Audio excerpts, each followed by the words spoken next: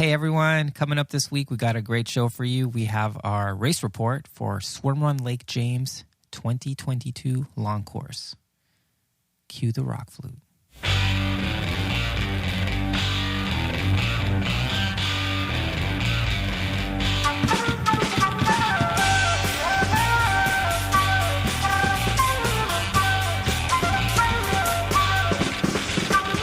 Welcome to the Low Tide Boys, a Swimrun podcast. I'm Chip. And I'm Chris, and this is episode 121 of the show. This week we have our race recap from basically last weekend's. When this airs, it'll be, last week's. Hot off the presses. Hot off the press. Yeah, Swimrun Lake James in beautiful Nebo, North Carolina. It was a pretty cool race. But the weather was anything but cool. It was spicy warm. Yeah. So why don't we just jump into sort of overall impressions of the race? I mean, I thought it was awesome.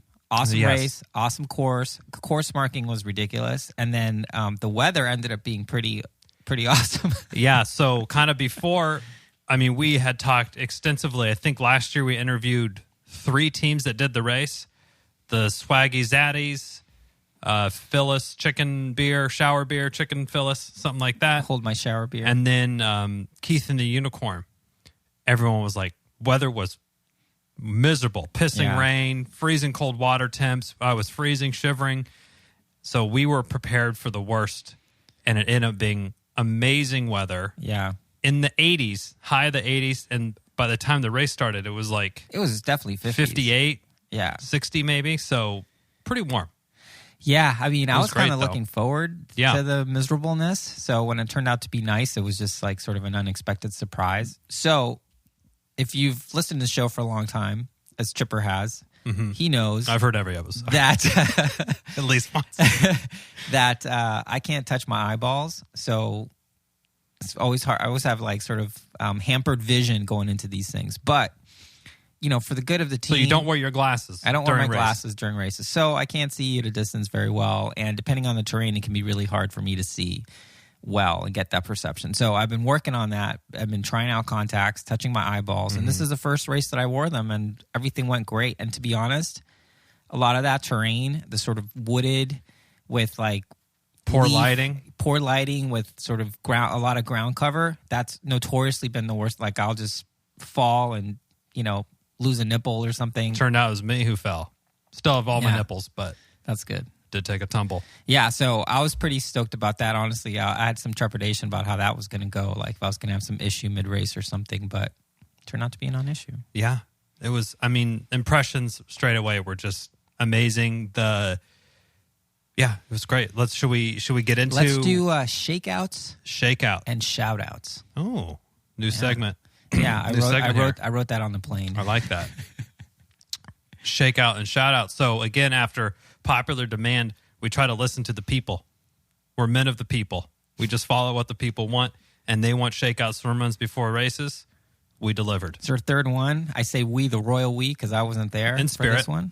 But it's amazing how many people show up for these things, and just like it's like a race experience without any of the pressure, no course markings, just super fun, and frankly, the ones I've been to, they're just as fun as a race in a different way, but they're just as fun. Yes, very unstructured as well. And it was like in the 80s by the time this thing kicked off. And I actually hung out all morning with Lee Green. I sent him a text message from Waffle House. Now he's your buddy. Now we're all friends with Lee. And I hung out with him. He gave me a tour of North Carolina. And as the weather went hotter and hotter, him and I all day we were debating, and our suit choices evolved from in the morning when I met him, and then by the end I'm like, I should have brought the Vig, because it was so warm. But anyway, we're over at Patty's Creek. Big shout out to Tristan and Amy, team Adorkables, with the Wild Swimrun ladies that we absolutely love and love supporting. Yeah, and setting it up, like Trista, she was just like, oh, we should do it here because of this, because of that. So Patty's Creek was her idea. Yeah.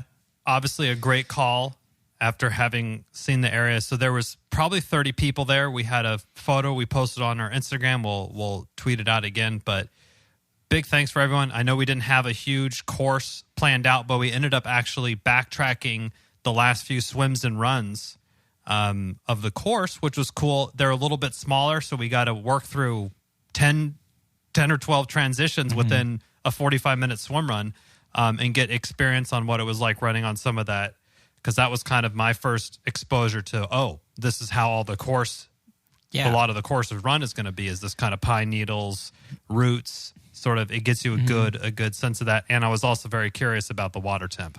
Yeah. Very curious. Yeah, I'm glad that at least you were there to kind of report back, and I got the full download afterwards. Yeah. But big shout out to everyone that showed up there. Again, we had almost 30 people show up. I didn't count them all one off by one. But we'll go down the list here.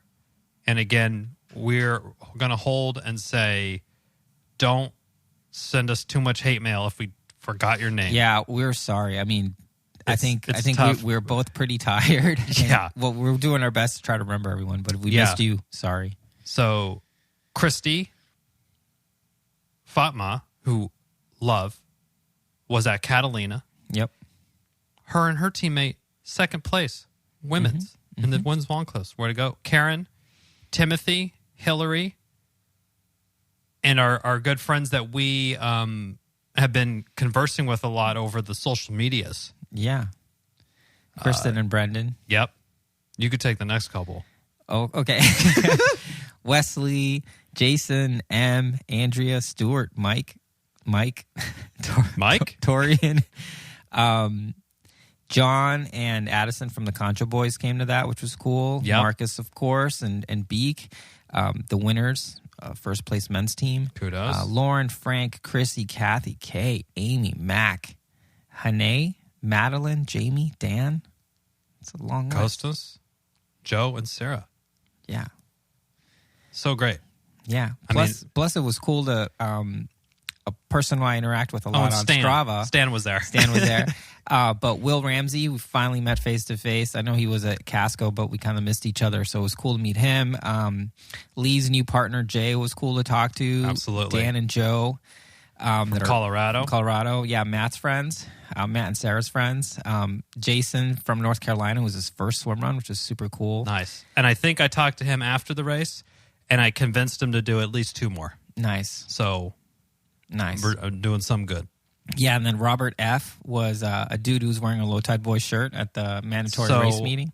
I know. I was telling my wife and my mother-in-law at dinner literally like an hour ago, and they're like, how was the trip? I'm like, we went to the meetup for the packet pickup. I'm like, there was like 6 people there with Low Tide Boys, either a hat or a shirt or something. I'm like, this is the weirdest. Yeah, I still don't get it. But whatever. It's anyway, amazing. I mean, we'll shut up about that stuff. Yeah, it was so cool. It's always great to see people and hear people tell us that they felt ready for the race because they listened to us and that they, either borrowed a wetsuit from us or took some gear advice from us. So it's really cool. It's really cool. And it's so awesome. People coming up, I got this suit. It worked out so well. I heard it on the Gear Talk, or you guys talk about it in nutrition. We were getting so much good feedback. Maybe as a little bit of recency bias about the recent Swimrun 201 we had with Abby Coleman from PH. Yeah. I had 2 or 3 people come up like, that was so great, so helpful. I was thinking about it all this week for the race, so it was like perfect timing. And anyway. Yeah.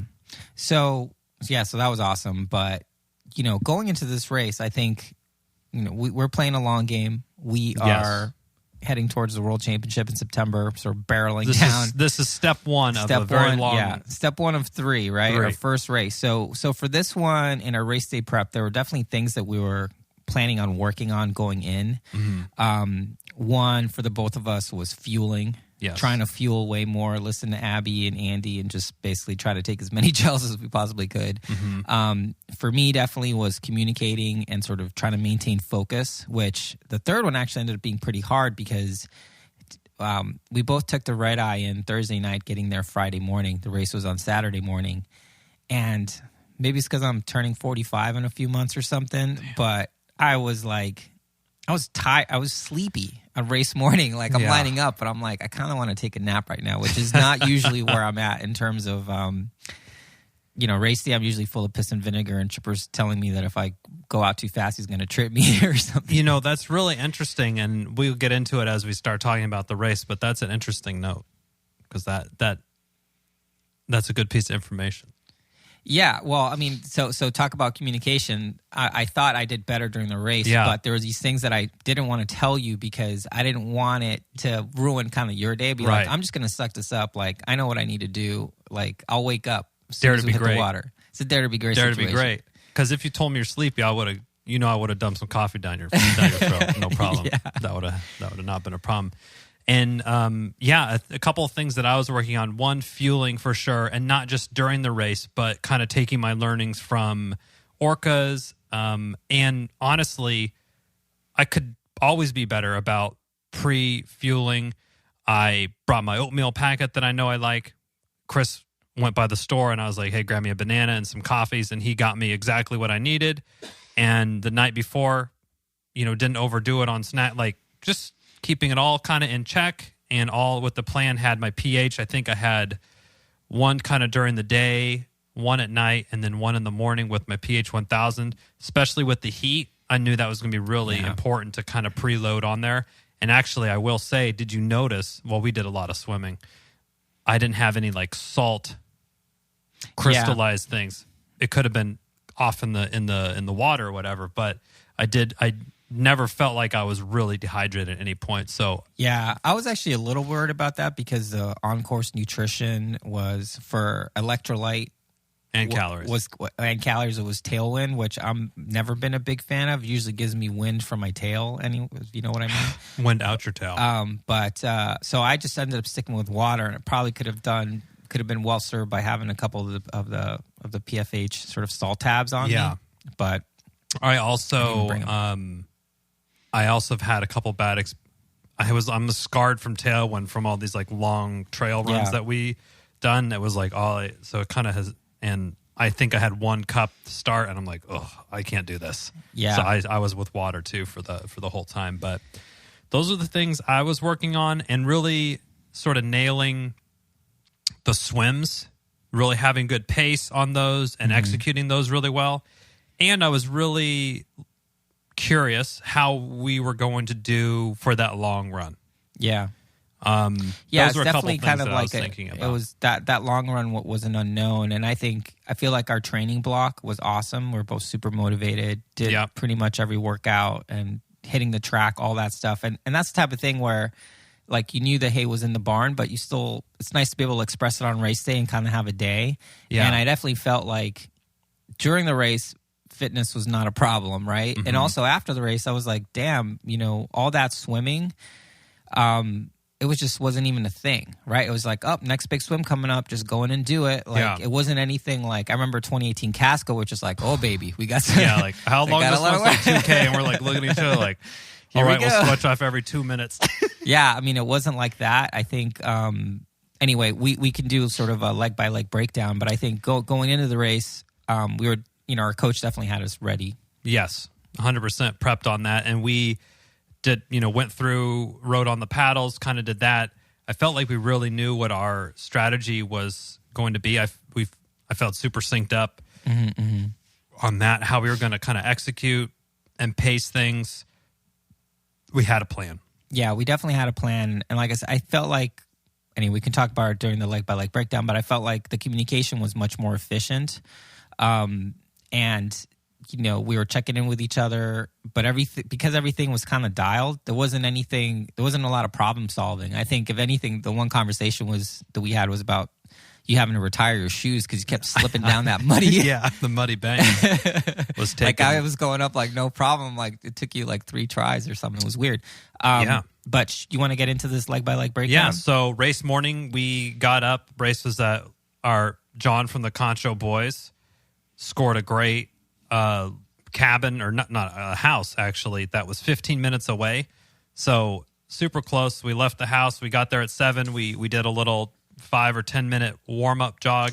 And then one thing that we wanted to do as well was make sure we had a gel 15 minutes before. And this is a tip that Andy Blow gave us when we talked to him a couple episodes back, was you want to make sure with your breakfast, if it's oatmeal or toast or whatever you're doing, The extra gel before kind of is that last bit that's going to top you up to make sure you're fully stocked. And then, I think you and I, before the race, I had nerves, and I know you were doing your usual thing, but we were both just like, let's fucking go. Like, let's get this thing started and let's just start. Totally. And that's how we felt. Yeah, I mean, it wasn't like the nerves. I think I had last year at Casco, I definitely had nerves. Like, I wanted to get going because it had been such a break since our last race or whatever. This one I wasn't nervous. I was just, like I said, I just kind of wanted to see if we could express all the work that we had done and have a good day out there. So right from the start, I think we had a good start. So run one was essentially a mile that took you to the first swim. Like I mentioned, I was feeling a little bit sluggish, but with the course being pretty rooted and technical, I'm actually kind of glad that we didn't kind of go. So we did talk about this, and we heard last year from a couple different people, and all the stuff that we've heard and seen, that it can get a little bit of a conga line in there, and we didn't want to get caught up behind like 10 teams trying to get into that first swim, just kind of standing around. We kind of wanted to get out in front of that. So that was part of our plan. One thing that Chris does normally is he's full of piss and vinegar and just fires right off the front. Go off too hot, yeah. He goes off way too hot, and I do think some of that did happen at Orcas too, and it was too much, and everything else that was going on, and that like accelerated things. And this one I felt was very reserved. And I feel like I kept it in my pants all day in terms of the run. You did, and when it was happening on the first run, I said, Chris is making a concerted effort here to not just go crazy. But now that I heard that you were feeling a little sleepy, well, it was also it kind of explains that. But also, I felt, you could have pressed more, but that wouldn't have done anything. Exactly. Like, honestly, I was focused on, I want to stay upright. And our coach was like, essentially like, be in the front group and hang out. Yeah. And, just basically make it to that first swim, which we kind of got. And I guess we were sort of right behind kind of the first group kind of thing. But no one was getting away from us. No one was passing us. We were just kind of moving. We were right where we needed to be. Yeah, and then so then we get into that swim, which was about 800 yards, and that first swim felt great. I think I let us out, and then you took over. Yes, and then we started passing people when you took over. Well, during that run, actually, we were running, and I heard a yell, and you had your earplugs in, and I knew that was John, our friend John. And I heard her sound, but I couldn't tell who it was him, and I said, I didn't turn around. I just yelled like out the side of my mouth, like, John, you okay? I didn't hear anything, but I just kept going. And I'm like, uh-oh. Sounded like he twisted his ankle or something. A little bit of foreshadowing for later on. But also, if anyone cares, we weren't tethered for that first run because we want to get caught up on anything. There might be a bunch of people, so we tethered right. But actually, I did like how Chris had it hooked into himself, and then he just held on to it. And I like that a little bit better. Because I usually lead the swim, so it's easier for you to hook on the back of me. Right. As opposed to me hooking it and then like passing it like a baton back to you. Right. So let's remember that for next time. Yeah, no, I think that was good. Yeah, in that first swim, so at one point you took over, and then by the end of that swim, I think we were, in hindsight, looking back, it's like that's kind of like what our position was. So we ended up, it turns out for a little foreshadowing, we finished in 5th place, but we didn't really see anyone pass us, and we didn't pass anybody. Yeah. So I actually, maybe we were like a little bit further back, but by the time we got to the long run, we definitely had already consolidated our position. But this part was pretty cool because from swim one, which was 800 yards, to run 2 was like super short run, and then a really short swim, and then another really short run, and then kind of like a longish swim. Yeah. And this was one and those were super fun because just tons of transitions going in and out. We were, again, not really messing around. I thought we were really tidy with the transitions. We were good. I was actually kind of, because I finished the swim out. So it just sort of worked out that I was taking the run for like a quarter mile because there was really no even opportunity to. Yeah. And one thing I did really like about this course is your head had to be on a swivel because it wasn't like, oh, look at this great little trail, it's cute. Oh, follow this path in the road. It's like, no, we would get out and you'd start climbing a hill, and immediately I'm like, wear a flag. Like you have to assess the situation and kind of take it. Like you got to be heads up racing. Yeah, and when it was trails, except for the fire road section, I mean, it was pretty rocky and rooted, and you really had to watch your step, and it would be easy to catch yourself on something. Yeah, so that 700 swim, you let it out, and then I think I closed it off or something. Yeah. But yeah, all these swims they seemed like we were going by pretty quick. We were swimming pretty straight, and again, it was just except that one time when I wasn't. Yeah, where I was like little course correction there. Well, you was that in the long swim? No, that must have been that the one 700 after swim. Yeah, I think it was after the long swim. Anyway, I made a note of it to bring it up because I thought it was funny. I thought it was funny what you yelled at me. Well, you were telling me that you kept pulling to the right at the shakeout, so I was kind of already primed to see it. So when you started doing it, I'm like, Chipper, and I just hear him swimming, and Chris goes, "Swim straighter, swim straighter, keep sighting, like, sight more, sight better," or something. I think I said sight more. Sight more. And then I was like, yeah, I should. but yeah, so that was a swim 3, 700 yards. Run 4 was another really short one, half a mile, and then swim 4 was 300 yards, which I led. So I'm very proud of myself for that. Nice. And that led to basically like the big daddy run of the day, 7.7 miles, which was closer to 8 something, I think. Yeah, we got out right behind Mike Lyle. Yeah, Coach Lyle. Coach Lyle Fitness and his partner from Livermore. Chatted with him for a bit after the race. And we hung out with them for quarter mile, half mile. Yeah. And I remember thinking like, okay, and I'm like, what's the rush? It was single track. It wasn't conga. And I saw that you were kind of like, oh, let me, you were kind of getting ready to go, but there wasn't a great thing. And then a kind of opportunity went, and we're just like, boom. Right, exactly. And we didn't press it. Yeah, we were chatting with them. They're good people. I mean, Mike Lyle, he's a really cool guy. He's been doing the sport for a super long time.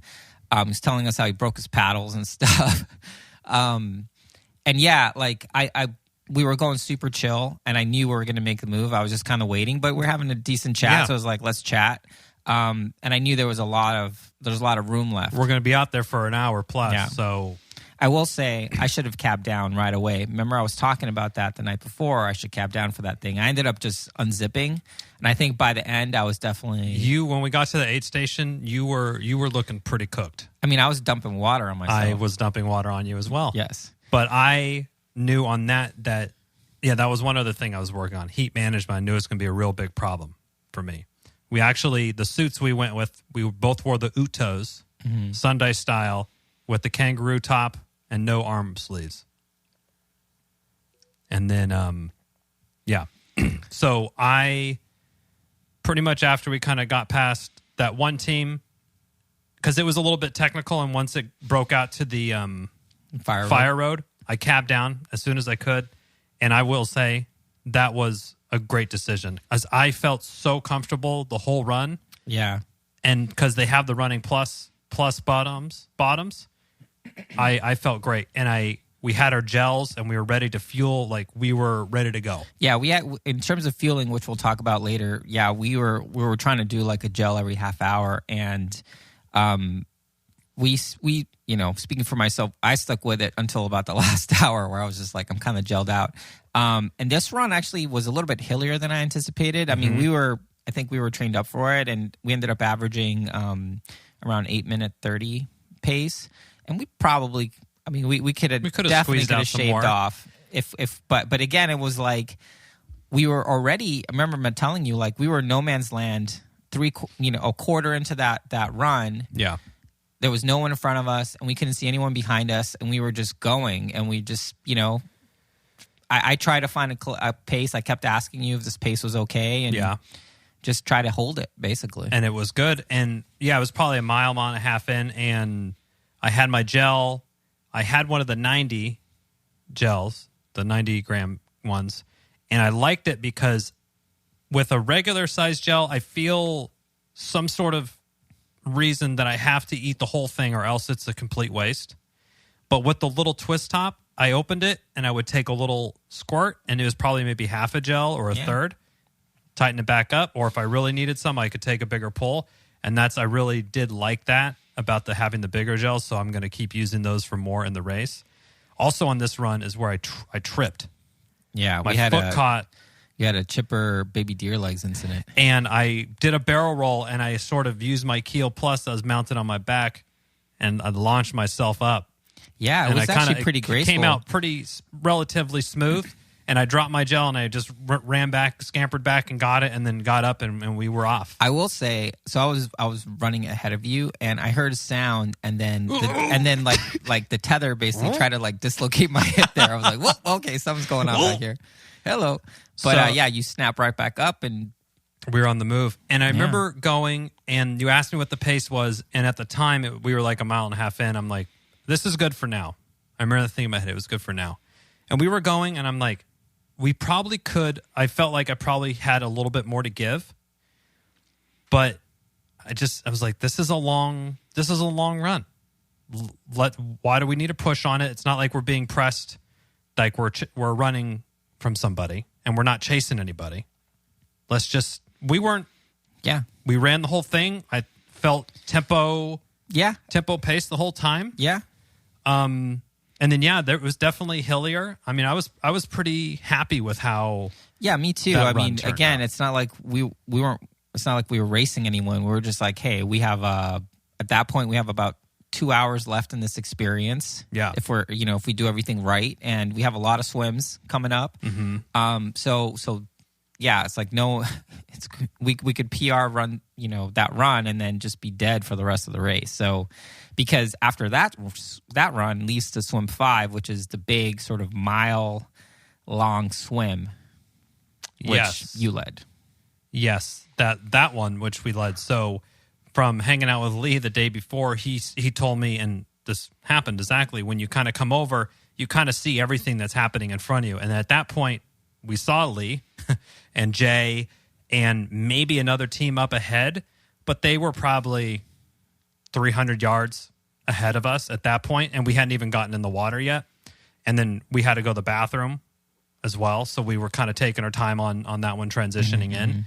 And then I just started taking off. I'm like, this is a long one. I'm just going to go. So I started going, and I was like, I saw the flag were to sight, and I'm like, I'm looking at my watch kind of in between a stroke. I'm like, this isn't anywhere close to where it needs to be. And then at that point, Chris tapped me, and or a little signal for you're going to pass. And you went by, and you were swimming up to this. And I remember yelling at you, like, I don't know if this is the right exit, because it was, according to my watch, it was like 400 or 500 short.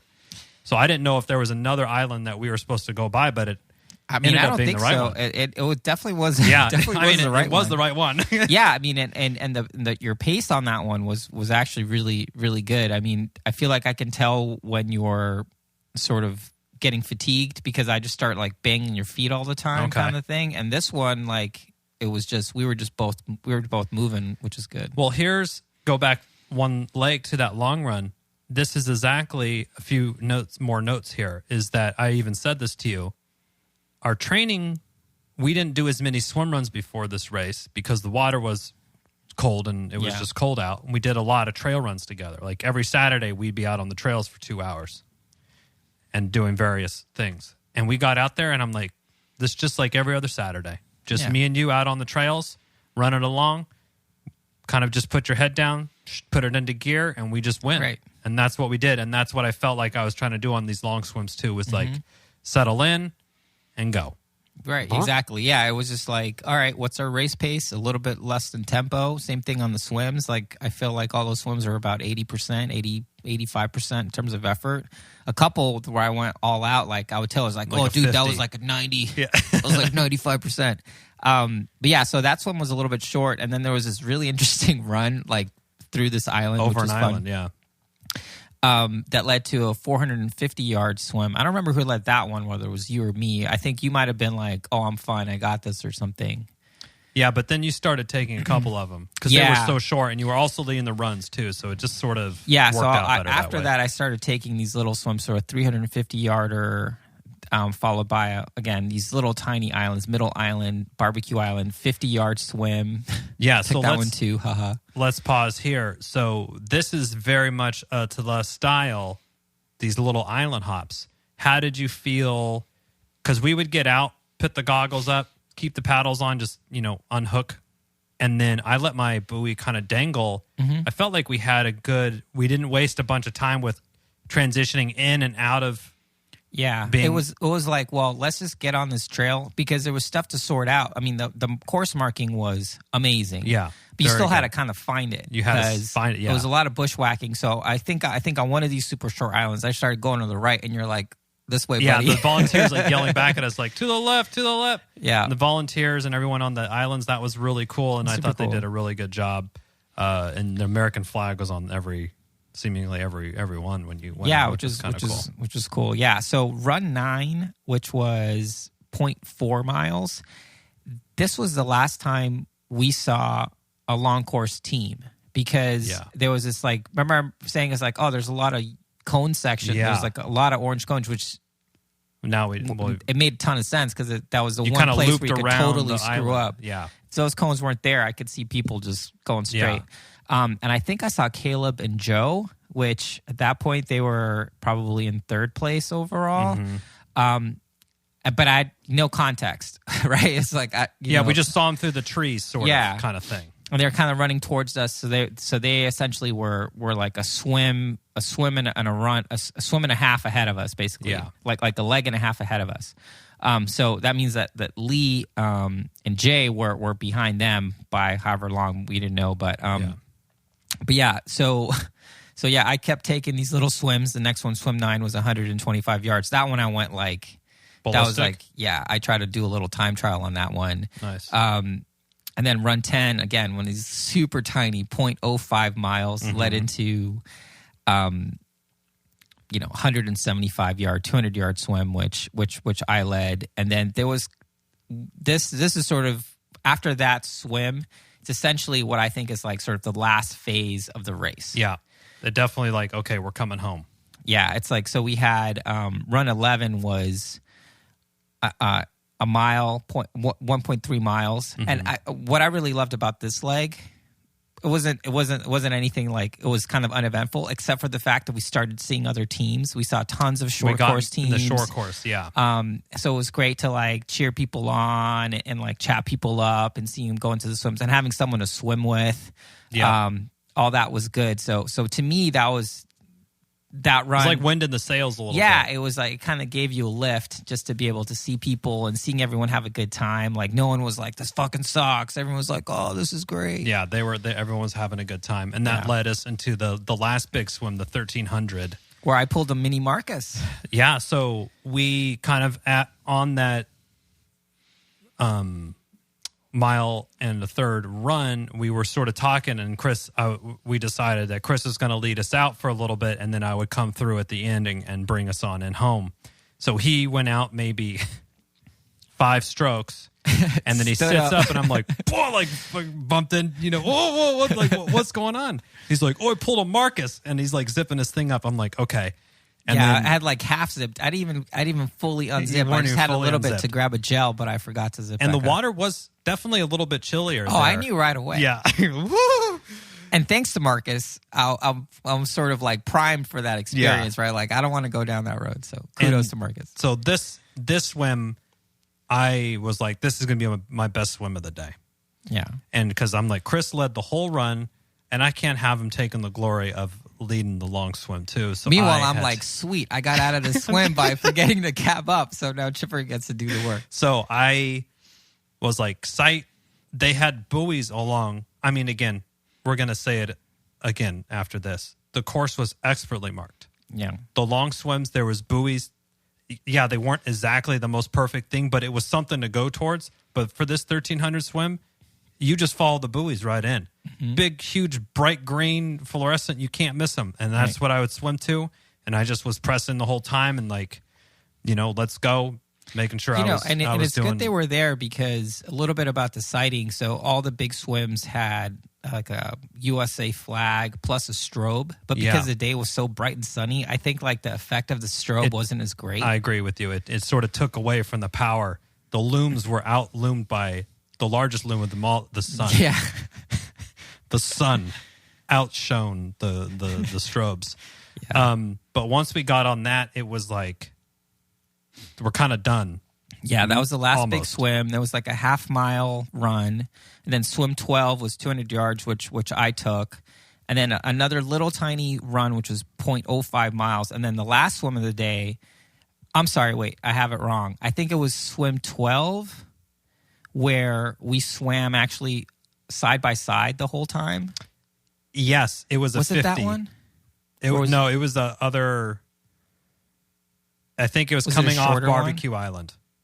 Yeah, there was one where like the swim was just super short. It was and super we just, short, like, and we just like got in and we were swimming side by side, which was kind of funny. We still were tethered. Yeah, but I think yeah. since no one was getting caught. And then so once we got to that half-mile run on Half Mile Island, that was everything that we had done the day before on the shakeout. So I knew what to totally expect. And then we had also... And you were communicating that. It's like, oh, yeah, so we're going to go up this boat ramp. We're going to run through the parking lot and go this way. And I was like, all right, cool, dude. Yeah. So we already... We sort of knew what to do. And then after that little 100 swim, which was nice, kind of like refreshing right at the boat ramp, there was 12 or 15 people around just kind of cheering everybody on and just being cool.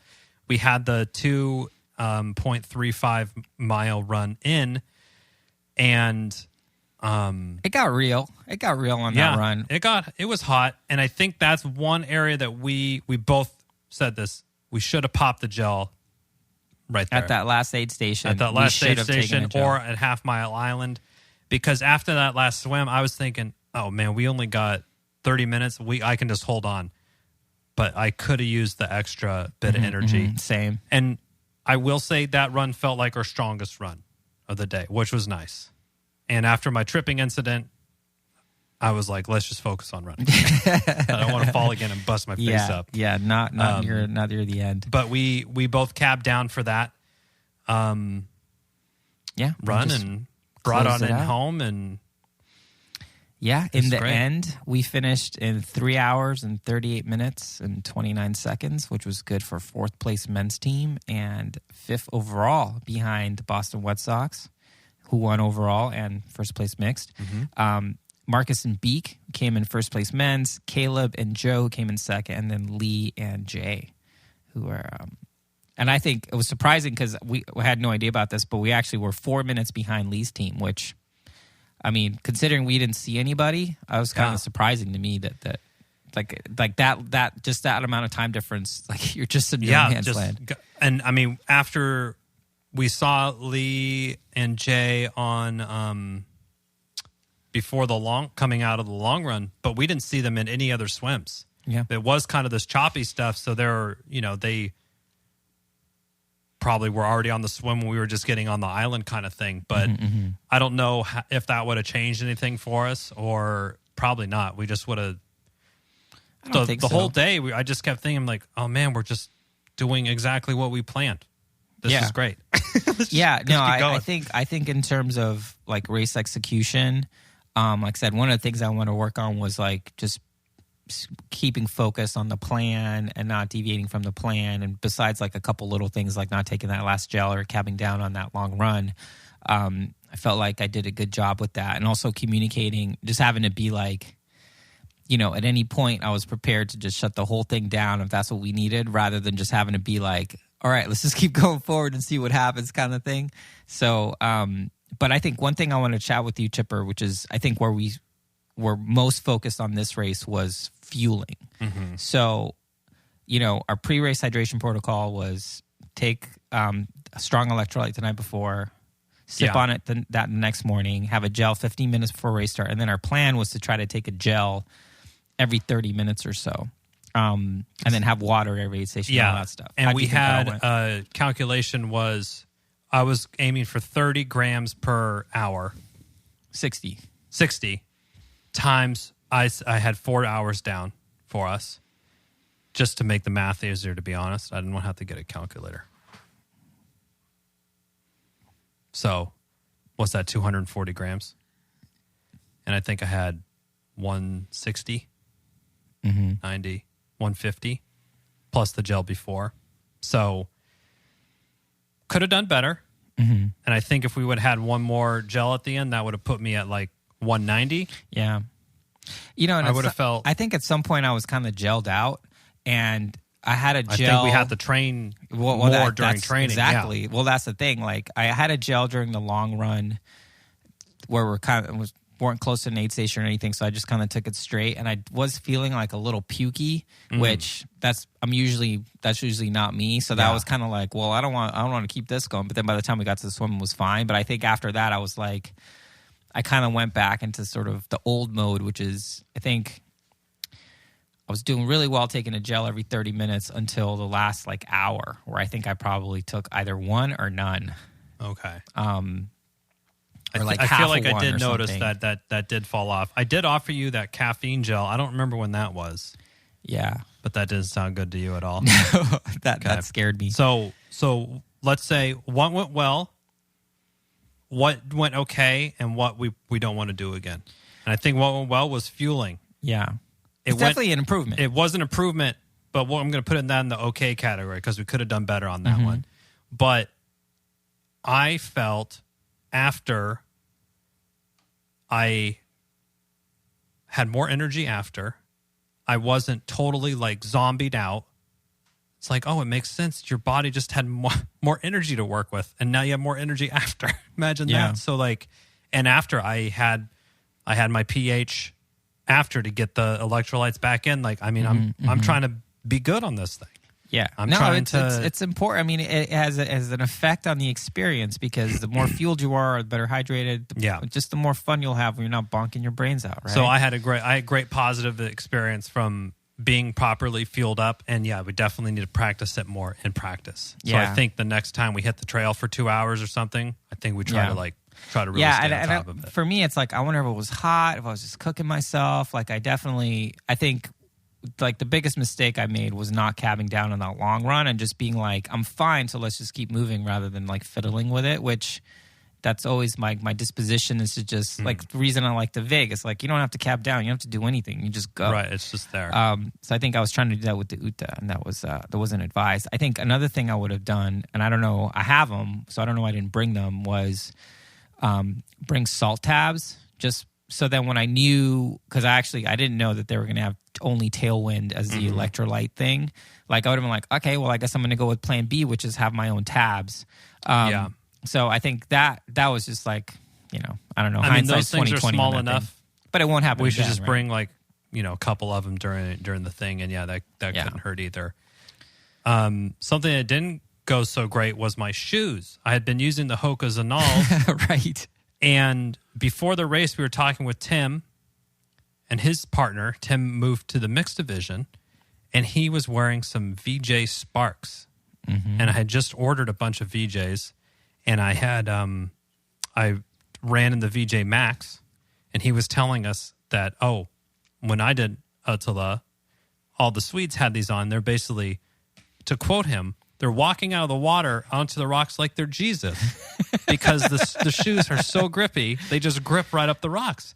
And I'm like, oh, that's great to know. I'll work my VJs in more.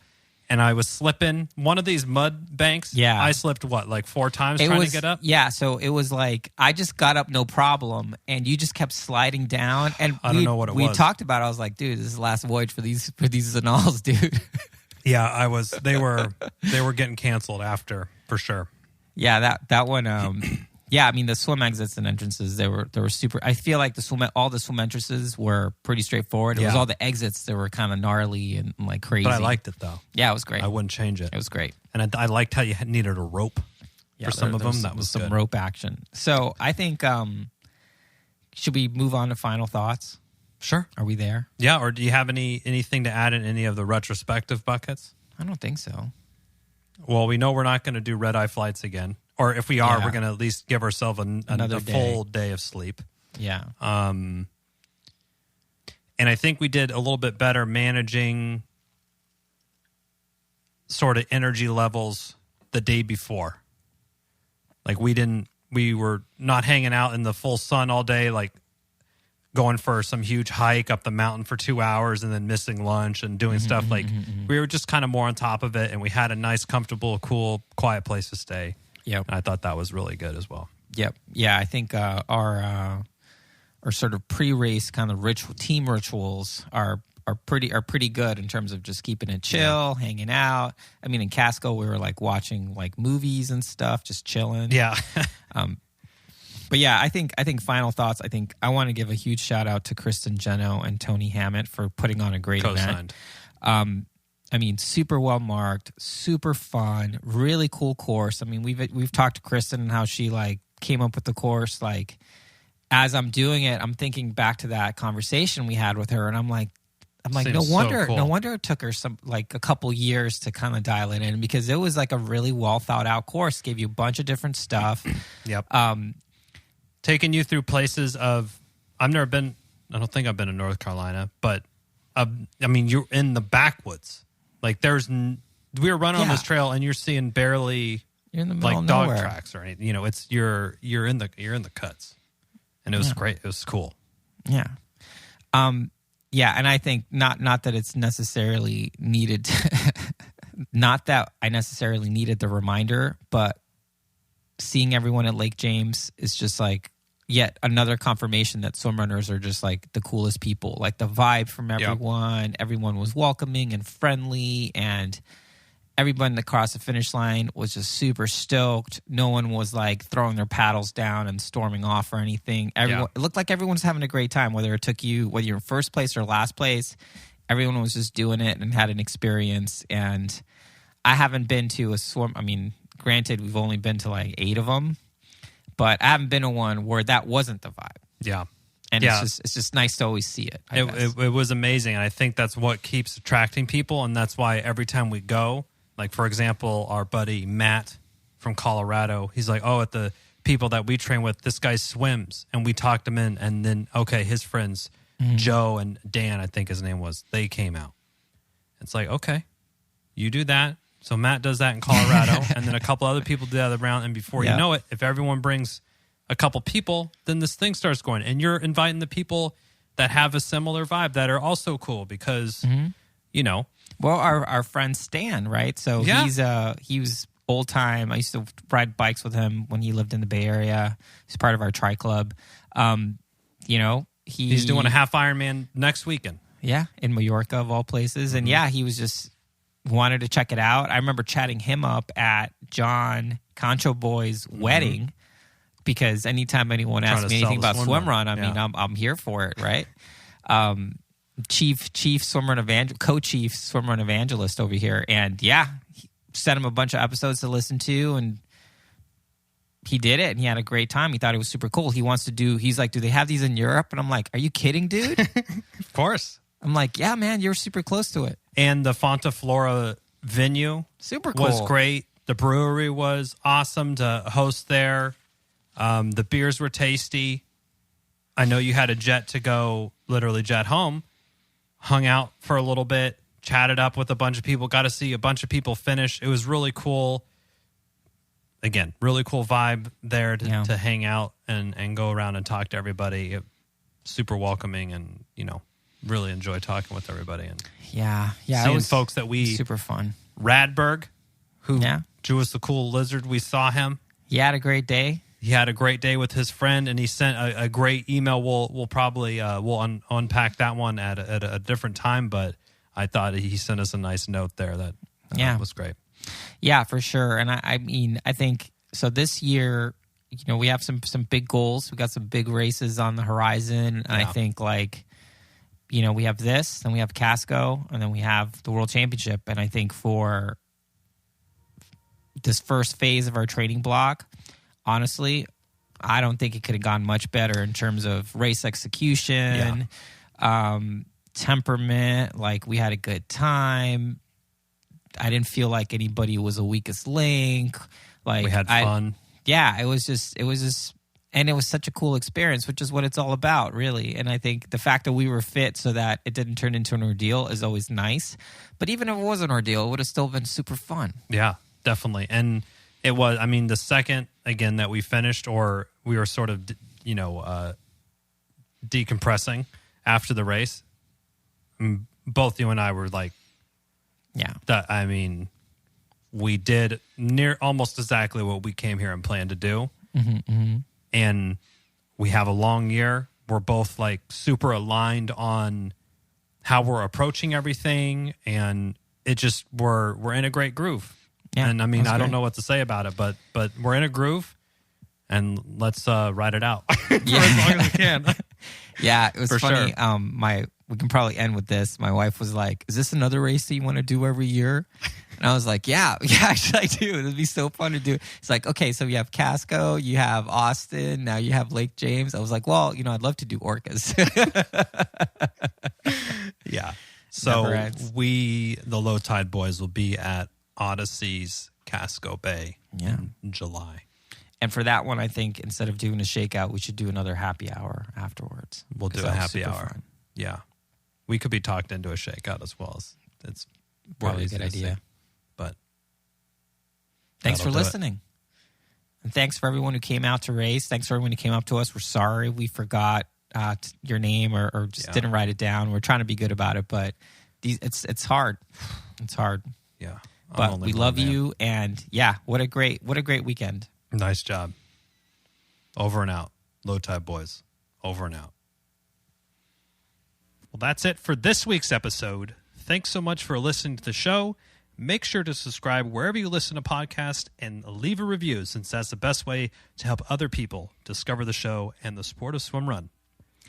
Sign up for our newsletter at lowtideboys.com. That's boys with a Z. And check out our meme page at the Low Tide Boys on Instagram. If you have any suggestions for the show or questions for us, send us a DM or an email at lowtideboys@gmail.com.